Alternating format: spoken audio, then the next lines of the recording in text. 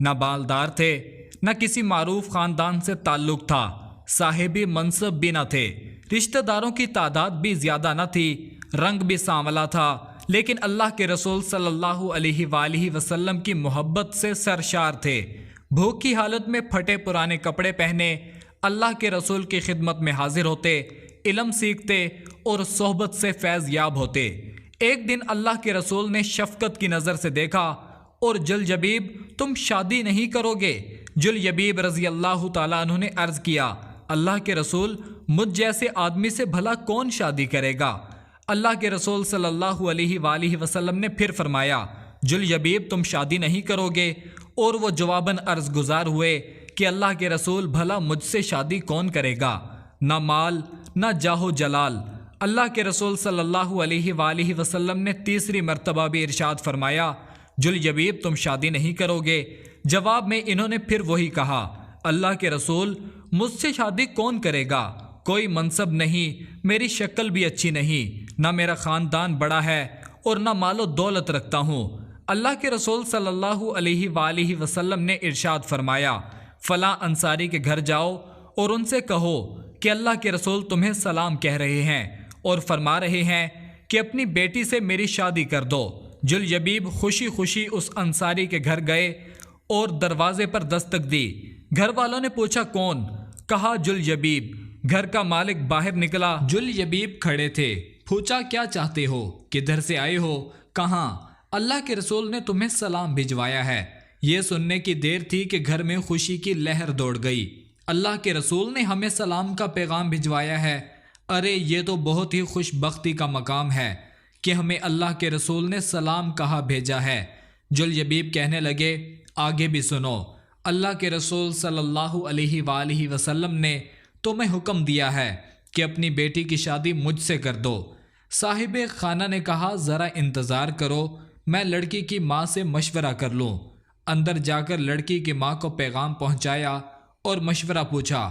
وہ کہنے لگی نا نا نا، قسم اللہ کی میں اپنی بیٹی کی شادی ایسے شخص سے نہیں کروں گی، نہ خاندان، نہ شہرت، نہ مال و دولت۔ ان کی نیک سیرت بیٹی بھی گھر میں ہونے والی گفتگو سن رہی تھی اور جان گئی تھی کہ حکم کس کا ہے، کس نے مشورہ دیا ہے۔ سوچنے لگی اگر اللہ کے رسول اس رشتہ داری پر راضی ہیں تو اس میں یقیناً میرے لیے بھلائی اور فائدہ ہے۔ اس نے والدین کی آپ لوگ اللہ کے رسول کا حکم ٹالنے کی کوشش میں ہیں، مجھے اللہ کے رسول کے سپرد کر دیں، وہ اپنی مرضی کے مطابق جہاں چاہیں میری شادی کر دیں، کیونکہ وہ ہرگز مجھے ضائع نہیں ہونے دیں گے۔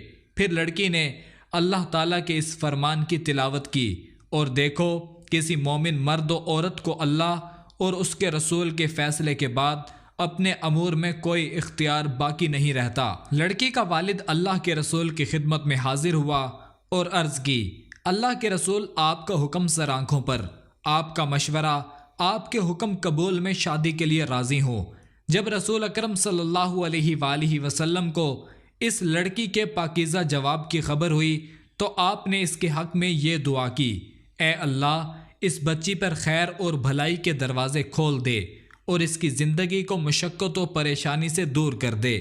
پھر جلجبیب کے ساتھ اس کی شادی ہو گئی۔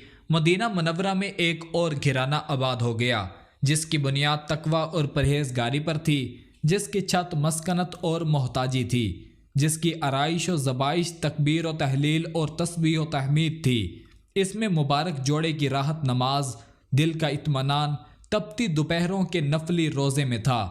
رسول اکرم صلی اللہ علیہ وآلہ وسلم کی دعا کی برکت سے یہ شادی خانہ آبادی بڑی ہی برکت والا ثابت ہوئی۔ تھوڑے ہی عرصے میں ان کے مالی حالات اس قدر اچھے ہو گئے کہ راوی کا بیان ہے انصاری گھرانے کی عورتوں میں سب سے خرچیلا گھرانہ اسی لڑکی کا تھا۔ ایک جنگ میں اللہ تعالیٰ نے مسلمانوں کو فتح نصیب فرمائی۔ رسول اکرم صلی اللہ علیہ وآلہ وسلم نے اپنے صحابہ کرام سے دریافت فرمایا دیکھو تمہارا کوئی ساتھی بچھڑ تو نہیں گیا؟ مطلب یہ تھا کہ کون کون شہید ہو گیا ہے؟ صحابہ نے عرض کیا ہاں فلاں فلاں حضرات موجود نہیں ہیں۔ پھر ارشاد کیا تم کسی اور کو کم پاتے ہو؟ صحابہ نے عرض کیا نہیں۔ آپ نے فرمایا لیکن مجھے جلجبیب نظر نہیں آ رہا، اس کو تلاش کرو۔ چنانچہ ان کو میدان جنگ میں تلاش کیا گیا۔ وہ منظر بڑا عجیب تھا۔ میدان میں ان کے ارد گرد 7 کافروں کی لاشیں تھیں۔